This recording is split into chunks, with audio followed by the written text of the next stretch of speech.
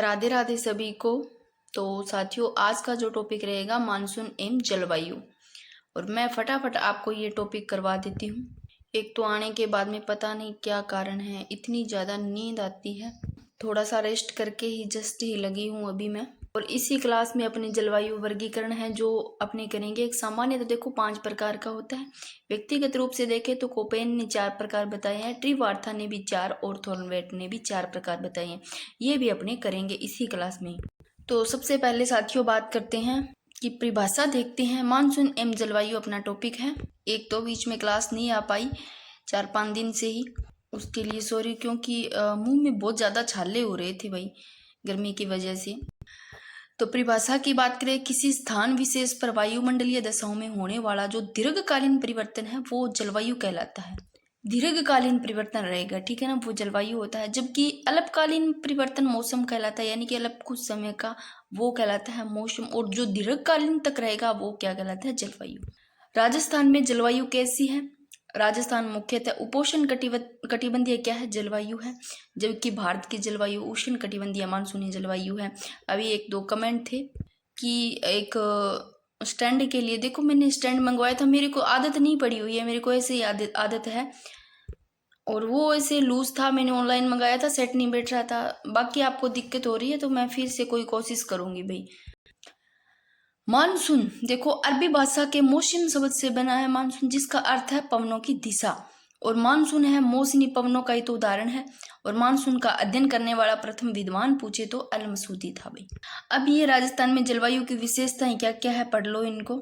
कि तापमान की अधिकता और वर्षा की अनियमितता, अनिश्चितता और असमानता, ये सारी की सारी क्या है, जलवायु की विशेषता है। कहीं अनिश्चितता है, अनियमितता, असमानता है। और वर्षा की कमी से सूखा एवं अकाल की स्थिति, वनस्पति का अभाव है, मरुस्थलीकरण का अधिक प्रभाव है, शुष्क, ये सारे राजस्थान की जलवायु की विशेषता है। अब बात करें जलवायु के कारक, देखो 2, एक तो तापमान और एक वायु दाब है। तापमान की बात करें तो किसी वस्तु गर्मी या ठंडक का माप है, वो तापमान कहलाता है। और वायु दाब की बात करें तो वायुमंडल की परतों में वायु का जो भार बढ़ता है वही वायु दाब कहलाता है, इकाई मिली बार। अब ये चीजें आप समझ लो, पता भी होगा कि भी अधिक तापमान होता है ना, जहाँ अधिक तापमान होगा उसके साथ में निम्न वायुदाब की स्थिति पाई जाती है, और कम तापमान के साथ में उच्च वायुदाब की पाई जाएगी। अधिक तापमान है जब तो क्या है, वो निम्न वायुदाब होगी, ठीक है ना। अगर तापमान भाई कम है तो वायुदाब उच्च होगी, उल्टा होगा, ठीक है। नोट, पवने उच्च वायुदाब से निम्न वायुदाब की ओर चलती है। ध्यान रखना, पवने हमेशा कहाँ, पवने जब उच्च वायुदाब होता है उसकी तरफ से निम्न वायुदाब की ओर चलेगी। देखे जैसे कि अभी तापमान यहाँ पर कम है और उच्च वायुदाब है, तो यहाँ जो पवने की चलने की दिशा है वो देखो उच्च वायुदाब से कहाँ चल रही है, निम्न वायुदाब की ओर चल रही है। क्योंकि यहाँ पर तापमान अधिक है तो निम्न वायुदाब होगा, अगर तापमान कम है तो उच्च वायुदाब होगा। लेकिन पवने चलेगी वो हमेशा उच्च वायुदाब से निम्न वायुदाब की ओर। जहां तापमान कम वहां उच्च वायुदाब, जहां तापमान अधिक वहां निम्न वायुदाब। यहाँ उल्टा है, अधिक तो निम्न, कम तो अधिक। और जो पवनें चलती है वो हमेशा उच्च वायुदाब से निम्न वायुदाब की ओर। एक बार इनको फिर से देख लो, निम्न वायुदाब, उच्च वायुदाब। देखो निम्न वायुदाब, जहां तापमान क्या होता है, अधिक होता है, वहां वायु क्या होती है, गर्म होकर ऊपर उठेगी और निम्न वायुदाब बनेगा। ग्रीष्म ऋतु में राजस्थान के उत्तर पश्चिम, देखो उत्तर पश्चिम क्षेत्र में कम वायुदाब होता है। और जो उच्च वायुदाब है, यहाँ कम तापमान वाले क्षेत्र, जहाँ क्या है, वायु ठंडी होती है और हवाएं हमेशा क्या चलती है, अभी मैंने बताया उच्च वायुदाब से निम्न वायुदाब की ओर चलती है। पवनें हमेशा उच्च वायुदाब से निम्न वायुदाब की ओर। मौसम क्या है, मौसम वायुमंडल में अल्पकालीन परिवर्तन है भाई। अल्प यानी कि कम समय का जो परिवर्तन वो मौसम है। ऋतु की बात करें, कुछ माह का रहता है वायुमंडलीय परिवर्तन, कुछ माह का तो ऋतु, और कुछ यानी कि जो अल्पकालीन थोड़ा सा या कुछ समय का रहता है अल्पकालीन, वो परिवर्तन वो मौसम है। जलवायु की बात करें, 30 वर्षों से अधिक की समयावधि की वायुमंडल की दशा की जलवायु कहती है, वर्षों तक, वो भी 30 वर्षों है, इससे भी ज्यादा। और माह की बात करें तो ऋतु रहती है। अब फटाफट देख लो जलवायु को प्रभावित करने वाले कारक कौन कौन से हैं। राजस्थान का अक्षांशीय विस्तार हो गया, समुद्र तल से दूरी या महाद्वीपीय जलवायु, ये भी जलवायु को प्रभावित करने वाले कारक। अब आपको पूछे जा सकते हैं, आपको 4 ऑप्शन दे करके एक गलत ऑप्शन दे दिया जाता है कि जलवायु को प्रभावित करने वाले कारक नहीं है, तो आपको ये याद है तो सही कर दोगे। समुद्र तल से ऊंचाई ये भी है, अरावली पर्वतमाला या उच्चावच ये भी है, वनस्पति की संरचना, मृदा की संरचना, जेम स्ट्रीम, पवनों का प्रवाह, मानसूनी पवनों की दिशा, ये सारे जलवायु को प्रभावित करने वाले कारक। सबसे पहले जलवायु को प्रभावित करने वाले कारक जो अक्षांशीय विस्तार है, अक्षांशीय विस्तार किसी क्षेत्र की जलवायु को दर्शाता है भाई। उदाहरण राजस्थान का अक्षांशीय विस्तार 30 डिग्री 3 मिनट उत्तरी अक्षांश से 30 डिग्री 12 मिनट उत्तरी अक्षांश के बीच स्थित है, अतः राजस्थान में उपोष्ण जलवायु पाई जाती है। फिर बात करें समुद्री तल से दूरी या महाद्वीपीयता, तो समुद्री तल से जो दूरी या महाद्वीपीय जलवायु है इसकी बात करें तो देखो राजस्थान से पूछे ना आपको अरब सागर की दूरी, तो ध्यान रखना 400 किलोमीटर है। वैसे मैंने पहले करवाया हुआ मानचित्र से भी, राजस्थान से अरब सागर की दूरी तो 400 किलोमीटर है। राजस्थान से कच्छ की खाड़ी की है वो 225 है, ठीक है ना। कच्छ की खाड़ी से दूरी कितनी है राजस्थान से 225 और अरब सागर से दूरी है राजस्थान की 400। फिर राजस्थान में खंबात की खाड़ी से 275, कच्छ की खाड़ी से 225, खंबात की 75 है, 200 ध्यान रखना, 25 75 से याद रख लेना। राजस्थान में बंगाल की खाड़ी से दूरी भाई ये है सबसे ज्यादा ध्यान रखना, बंगाल की खाड़ी से 2900 किलोमीटर। तो सबसे कम राजस्थान की कच्छ की खाड़ी से 225 और खंबात की खाड़ी से 275 और अरब सागर की दूरी से 400 किलोमीटर, बंगाल की खाड़ी से 2900 किलोमीटर। समुद्र तल से दूर स्थित भागों में वर्षा, जहां दूर स्थित समुद्र तल से होंगे वहां वर्षा कम होगी, जबकि समुद्र के निकट स्थित भागों में वर्षा क्या होती है, ज्यादा होती है। समुद्रीय क्षेत्र में सम प्रकार की क्या पाई जाती है, जलवायु पाई जाती है, जबकि समुद्रीय क्षेत्र से दूर स्थित भागों में विषम प्रकार की जलवायु पाई जाती है। समुद्री पवने, स्थलीय पवने, घाटी पवने, इनको पढ़ो। समुद्री पवने है ये दिन में समुद्र से स्थल की ओर चलने वाली पवने है। समुद्री पवने तो दिन में कहा, समुद्र से स्थल की ओर चलने वाली पवने है। और स्थलीय पवने रात में देखो स्थल से समुद्र की ओर चलने वाली पवने है। और घाटी पवने ये दिन के समय घाटी से पर्वतों की ओर आने वाली पर्वतें है, जो गर्म पवने। तो देखो सबसे पहले अपनों ने क्या पढ़ा, राजस्थान का अक्षांशीय विस्तार, फिर समुद्री तल से दूरी या महाद्वीपीय जलवायु, फिर अब पढ़ते हैं समुद्री तल से ऊंचाई। समुद्री तल से ऊंचाई ये सारे की सारे जलवायु को प्रभावित करने वाले कारक है भाई। वायुमंडल की क्षोभ परत में कितने 165 है, सॉरी 165 मीटर की ऊंचाई पर 1 सेंटीग्रेड जो तापमान है वो क्या होता है, कम हो जाता है। यानी कि राजस्थान का जो अधिकांश भाग है ना वो समुद्र तल से कितना 370 मीटर से भी दूरी से भी कम है। तो वायुमंडल की क्षोभ परत है यहाँ, इसमें 165 मीटर की ऊंचाई पर 1 सेंटीग्रेड तापमान क्या हो जाता है, कम हो जाता है। अतः अधिकांश ऊंचाई पर, ज्यादा ऊंचाई पर बसे जो क्षेत्र है इनमें तापमान क्या होता है, कम पाया जाता है। तो राजस्थान की समुद्र से औसत ऊंचाई 370 मीटर है। और माउंट आबू की समुद्र तल से अगर ऊंचाई औसत ऊंचाई पूछे तो 1200 मीटर है। अरावली पर्वत और हाड़ौती के पठार की औसत ऊंचाई अधिक होने के कारण आर्द्रता क्या पाई जाती है, ज्यादा पाई जाती है, जिससे वर्षा अधिक होती है। तो किन की ऊंचाई अधिक है, अरावली पर्वत और हाड़ौती के पठार की औसत ऊंचाई ज्यादा है, इसके कारण आर्द्रता वहां ज्यादा पाई जाती है और वर्षा भी क्या होती है, ज्यादा होती है। फिर बात करते हैं अरावली पर्वत की स्थिति, ये सारे के सारे जलवायु को प्रभावित करने वाले कारक है भाई। अरावली पर्वत की स्थिति भी पढ़ते हैं कि अरावली पर्वतमाला अरब सागर मानसून के समानांतर पड़ती है। अरावली पर्वतमाला है वो अरब सागर के क्या समानांतर पड़ती है, जिससे पश्चिमी राजस्थान में क्या होती है, कम वर्षा होती है। जब समानांतर पड़ती है ना अरब सागर मानसून के समानांतर अरावली पर्वतमाला, तो वहां पर वर्षा भी कम होती है। पश्चिमी राजस्थान में क्या होगी, फिर बरसात कम होगी। और बंगाल की खाड़ी है, ये बंगाल की खाड़ी का मानसून भी अरावली से टकराकर दक्षिणी पूर्व, इधर दक्षिणी और पूर्वी राजस्थान में वर्षा कम करता है। बंगाल की खाड़ी की मानसून से टकराकर अरावली क्या है, इधर वाले साइड में दक्षिणी और पूर्वी राजस्थान में वर्षा कम करता है। बंगाल की खाड़ी शाखा अरावली से टकराकर के राजस्थान के कौन से दक्षिणी पूर्वी भाग में सर्वाधिक वर्षा करती है। तो बंगाल की खाड़ी का मानसून भी अरावली से टकराकर कौन से बाड़े में ध्यान रखना, दक्षिणी और पूर्वी में वर्षा करता है, जो कि सबसे ज्यादा वर्षा इधर होती है और सबसे कम वर्षा इधर होगी, क्योंकि वो समानांतर अरावली पर्वतमाला अरब सागर मानसून के क्या है, समानांतर है, इसलिए इसे इधर पश्चिमी राजस्थान में वर्षा कम होती है। तो सर्वाधिक वर्षा किधर होती है, दक्षिणी और पूर्वी। इधर दक्षिणी है और पूर्वी इस वाले साइड में ज्यादा होती है। जब बंगाल की खाड़ी की शाखा है वो अरावली से टकराकर इस वाले भाग में ज्यादा करती है। और अरावली का पश्चिमी भाग क्या है, वृष्टि छाया प्रदेश कहलाता है, ध्यान रखना। फिर नेक्स्ट है मृदा एवं वनस्पति संरचना। पश्चिमी राजस्थान में रेतीली मृदा और कांटेदार वनस्पति के कारण अधिक तापमान और कम वर्षा होती है, भी ज्यादा है राजस्थान। इधर पश्चिमी राजस्थान में रेतीली तो मिट्टी है और कांटेदार क्या है, वनस्पति है, इसलिए तापमान भी ज्यादा होगा और बरसात क्या होगी, कम होगी। जबकि जो इधर वाला पूर्वी राजस्थान है इसमें स्थिति विपरीत पाई जाती है, इधर ज्यादा पाई जाती है। नोट, पश्चिमी राजस्थान में वनस्पति घनत्व कम है भाई, और जबकि पूर्वी राजस्थान में अधिक पाया जाता है, ये पता है आपको। फिर जेम स्ट्रीम पवने, पश्चिमी जेम स्ट्रीम पवने शीत ऋतु के दौरान वर्षा करती है। सर्दियों में शीत ऋतु के दौरान ये पश्चिमी जेम स्ट्रीम है, जिसे मावट कहते हैं भाई। और मानसूनी पवने हैं, ये मानसूनी पवनों से भारत एवं राजस्थान में सर्वाधिक वर्षा होती है। तो राजस्थान में सर्वाधिक वर्षा कौन सी? मानसूनी पवनों से होती है। अब करेंगे जलवायु के आधार पर ऋतु वर्गीकरण, ग्रीष्म ऋतु, वर्षा ऋतु, शीत ऋतु। ग्रीष्म ऋतु है ये मार्च से मध्य जून तक है, और वर्षा ऋतु होती है ये मध्य जून से सितंबर तक।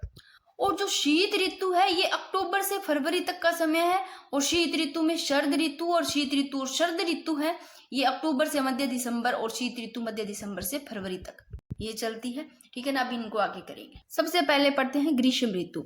तो समय देखो मार्च से मध्य जून तक है ग्रीष्म ऋतु का समय। कहाँ? गर्मियों में मार्च से मध्य जून तक।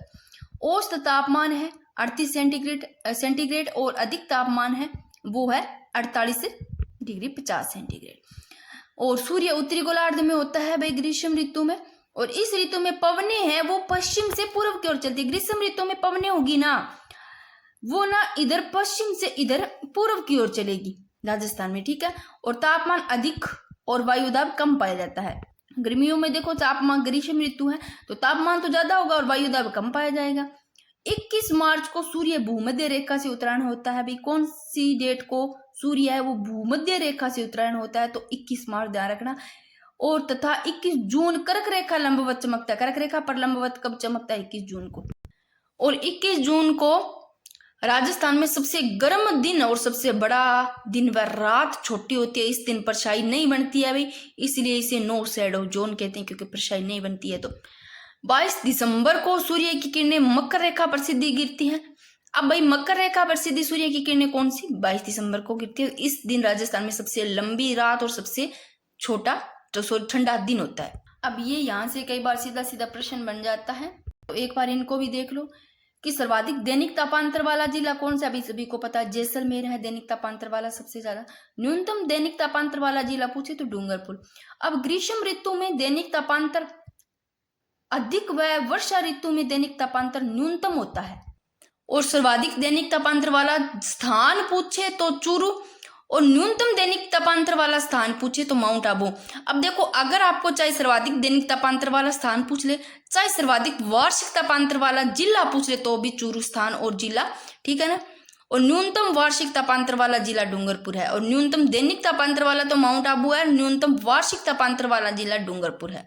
एक बार फिर से देखो, सर्वाधिक दैनिक तापांतर वाला जैसलमेर, न्यूनतम दैनिक तापांतर वाला डूंगरपुर, और सर्वाधिक दैनिक तापांतर वाला स्थान चूरू है, और न्यूनतम दैनिक तापांतर वाला माउंट आबू है, और सर्वाधिक तापांतर वार्षिक तापांतर वाला जिला भी चूरू है, और न्यूनतम वार्षिक तापांतर वाला डूंगरपुर है।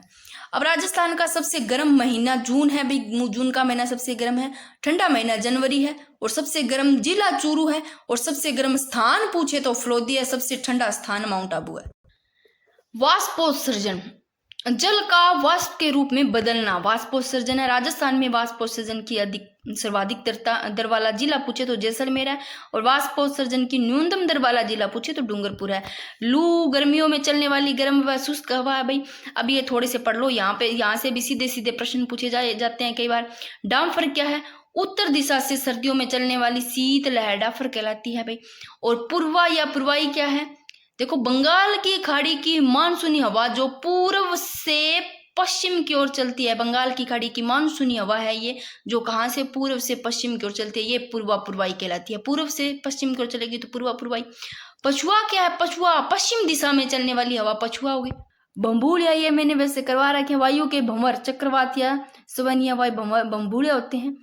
और अड़ाव क्या है? भयंकर आवाज के साथ तेज चलाने वाली हवा, अड़ाव अड़ाक के चलती है, ऐसे ले लेना। राजस्थान में सर्वाधिक आंधियां गंगानगर में, श्री गंगानगर में 27 दिन, सबसे कम आंधियां झालावाड़ में 3 दिन चलती है, ये भी ध्यान रखना। वर्षा ऋतु की बात करें तो मध्य जून से सितंबर तक। ग्रीष्म ऋतु पड़ा जो कि मार्च से मध्य जून तक, गर्मियों में ध्यान रखो मार्च को महीनों और मध्य जून तक चलेगा। अब वर्षा ऋतु है, वर्षा देखो जून का जब महीना है बीच में, मध्य जून से सितंबर तक का ये रहेगा। जून माह में थार मरुस्थल में अधिक तापमान के कारण निम्न वायुदाब क्षेत्र बनता है। जहां देखो तापमान ज्यादा होगा वहां निम्न वायुदाब तो बनेगा। तो जून माह में थार मरुस्थल में अधिक तापमान होगा, ज्यादा तापमान होगा तो वहां वायुदाब निम्न होगा। हिंद महासागर में जल होने के कारण यहाँ कम तापमान होने के क्या है? उच्च वायुदाब क्षेत्र बनता है। क्योंकि जब हिंद महासागर में देखोगे तो जल ज्यादा होता है, जल होने के कारण में क्या है, वहां पर तापमान कम हो जाएगा और उच्च वायुदाब क्षेत्र बनेगा। भाई बताया, हवा हमेशा कहाँ चलती है, उच्च वायुदाब से निम्न वायुदाब। कभी भी हवा निम्न वायुदाब से नहीं चलती है, उच्च वायुदाब से चलेगी, उच्च वायुदाब से निम्न वायुदाब की ओर चलेगी। फिर फेरल का नियम क्या है कि दक्षिणी गोलार्ध की मानसूनी पवनें हैं, ये कोरियोलिस बल के कारण उत्तरी गोलार्ध में अपनी दाहिनी ओर मुड़ जाती है और ये हवा दक्षिणी पश्चिम से उत्तर पवन पूर्व की ओर चलती है, इसे दक्षिणी पश्चिमी मानसून कहते हैं। अब इसी दक्षिणी पश्चिमी मानसून को दो भागों में बांटा गया है भाई, एक अरब सागर की शाखा और एक बंगाल की खाड़ी की शाखा। तो ये इधर पढ़ते हैं हमने, ये लो दक्षिणी पश्चिमी मानसून कितने दो भागों में विभक्त किया गया, एक तो अरब सागर की शाखा, एक बंगाल की खाड़ी की शाखा। ये अरब सागर की धारा और ये बंगाल की खाड़ी की शाखा। अब अरब सागर की शाखा इसको पढ़ते हैं। देखो, केरल के मालाबार तट से प्रवेश है वो 1 से 5 जून तक करती है। अरब सागर की शाखा कब करती है प्रवेश, केरल के मालाबार तट से प्रवेश करती है 1 से 5 जून तक। और यह शाखा राजस्थान में कौन सा, बांसवाड़ा से 17 जून के आसपास प्रवेश करती है, यानी मानसून का जो प्रवेश द्वार है वो बांसवाड़ा से कब 17 जून के आसपास प्रवेश करती है। और अरावली की पहाड़ियां इस मानसून के समानांतर होने के कारण राजस्थान में कम वर्षा करती है। भाई अरावली की पहाड़ियां मानसून के समानांतर है, इसलिए वर्षा कम करती है। तो मैंने बताया कि अरावली की शाखा से सबसे कम वर्षा 10% होती है और बंगाल की खाड़ी से सर्वाधिक होती है जो कि 90%। 90 का 10 बच गया तो ये अरब सागर से होता है। क्यों होता है कम, क्योंकि ये मानसून के समानांतर होती है, इस कारण यहाँ पर अरावली की पहाड़ियों से कम वर्षा होती है। अरब सागरीय मानसून की राजस्थान में दिशा पूछे तो दक्षिण, देखो दक्षिण और पश्चिम से उत्तर पूर्व, दक्षिण पश्चिम से उत्तर पूर्व की ओर होती है अरब सागरीय मानसून की राजस्थान में दिशा। और इस शाखा से राजस्थान में 10% वर्षा। ध्यान रखना, अरब सागर की शाखा से 10%, बाकी जो बच गए 90% है वो बंगाल की खाड़ी से। यहां से समझ लो ये अरावली, ये अरब सागर की शाखा, इधर बंगाल की खाड़ी की शाखा ये वाली, ठीक है ना। तो यहां से इधर से कम जो वर्षा होती है, ये तो ऐसे चलेगी तो इसके बिल्कुल ऐसे समानांतर है, ऐसे अरब सागर वाली ऐसे चल रही है तो समानांतर है।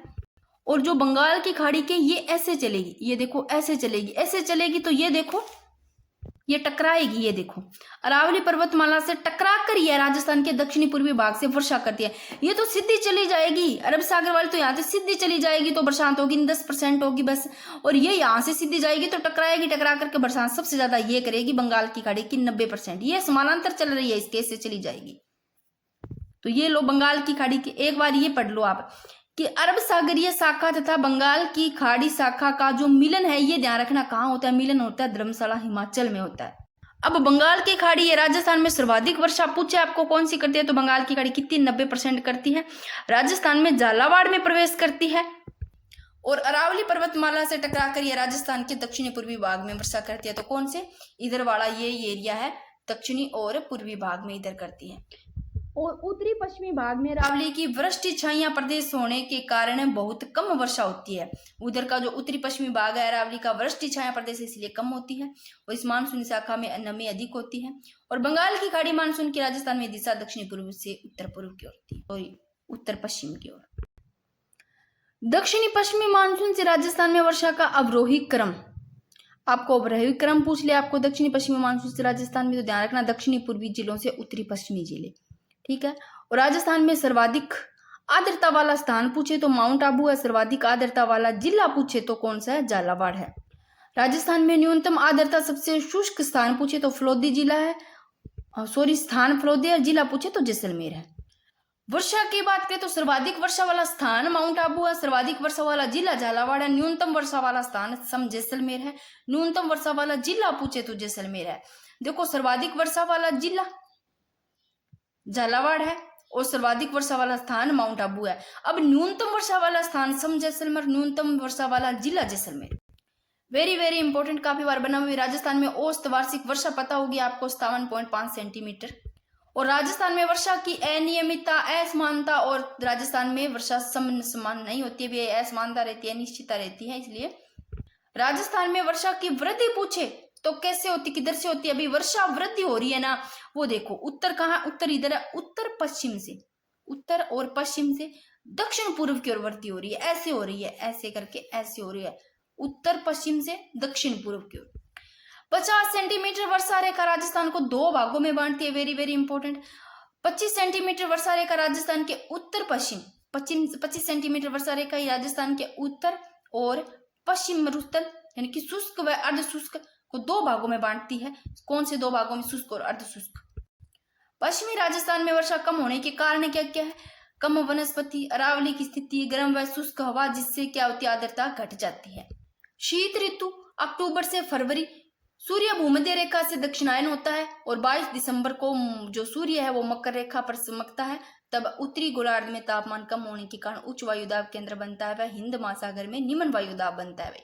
फिर मानसून प्रत्यावर्तन काल, तो देखो अक्टूबर से मध्य दिसंबर के मध्य मानसून वापस लौटता है। तो मानसून का वापस लौटता है ये कौन सा? अक्टूबर से मध्य सितंबर के मध्य मानसून वापस लौटता है। तो मानसून का प्रत्यावर्तन काल देख लो, अक्टूबर से मध्य सितंबर। और लौटते हुए मानसून पवनों की दिशा है वो दूर ध्यान रखना, लौटते हुए मानसूनी पवनों की दिशा उत्तर पूर्व, उत्तर और पूर्व से दक्षिण पश्चिम को लौटते हुए की ये है।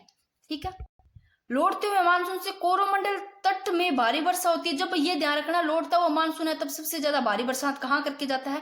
कोरोमंडल तट पर कर जाता है। और लौटता हुआ मानसून है ये उत्तरी पूर्व से दक्षिण पश्चिम की ओर लौटता है और सबसे ज्यादा कोरोमंडल तट पर बारिश करके जाता है।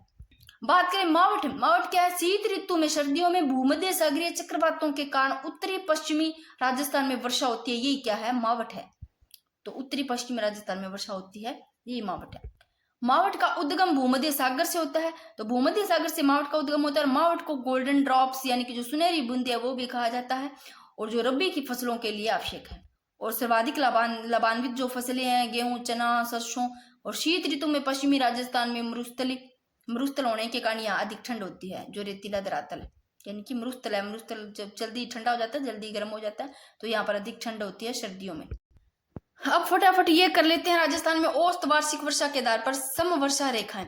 देखो 10 सेंटीमीटर वर्षा रेखा है जैसलमेर, फलोदी, बीकानेर, श्री गंगानगर में। और 30 सेंटीमीटर सम वर्षा रेखा है बाड़मेर, जोधपुर, नागौर, चूरू, हनुमानगढ़ में। और 40 सेंटीमीटर वर्षा रेखा जालौर, पाली, डीडवाना, कुचामन, सिक्कर, झुंझुनू इधर। 60 सेंटीमीटर सम वर्षा रेखा ये उदयपुर, राजसमंद, भीलवाड़ा, अजमेर, जयपुर, कोटपुतली, बैरोड उधर वाले साइड में 60 सेंटीमीटर वर्षा रेखा। 70 सेंटीमीटर सम वर्षा रेखा नीचे आ जाओ भाई, इधर वाला साइड आ जाता है, जिसमें डूंगरपुर, उदयपुर, चित्तौड़गढ़, भीलवाड़ा, बूंदी, सवाई माधोपुर, करौली, धौलपुर और इधर पूर्व और इधर दक्षिण साइड में। और 80 सेंटीमीटर वर्षा रेखा ये बांसवाड़ा, डूंगरपुर, उदयपुर, चित्तौड़गढ़, कोटा, बारा। और 90 सेंटीमीटर वाला झालावाड़, बांसवाड़ा, प्रतापगढ़। जलवायु में प्रमुख कारक है सम वर्षा रेखा और सम वायुदाब रेखा।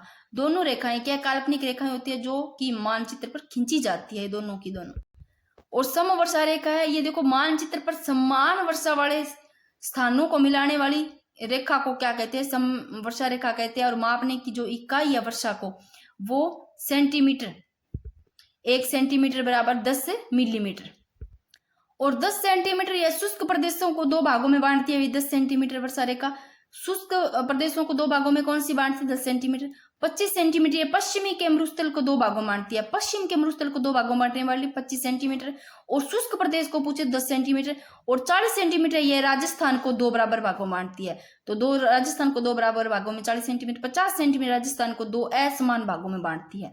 असमान भागों में 50 सेंटीमीटर, बराबर भागों में 40 सेंटीमीटर। अब भाई एक छोटी सी क्लास और या तो मैं बना दूंगी, ज्यादा लंबी ना हो जाए, आप भी बोर हो जाओगे, क्योंकि इसको साथ में पढ़ोगे तो समझ में नहीं आएगा। नेक्स्ट क्लास या तो इसकी बना दूंगी। जलवायु वर्गीकरण है, इसका सामान्य है तो देखो 5 प्रकार है, व्यक्तिगत रूप से तीनों ने 4-4 प्रकार से बांटा। इनको अपने शानदार तरीके से आगे पढ़ लेंगे। तो ये नेक्स्ट क्लास में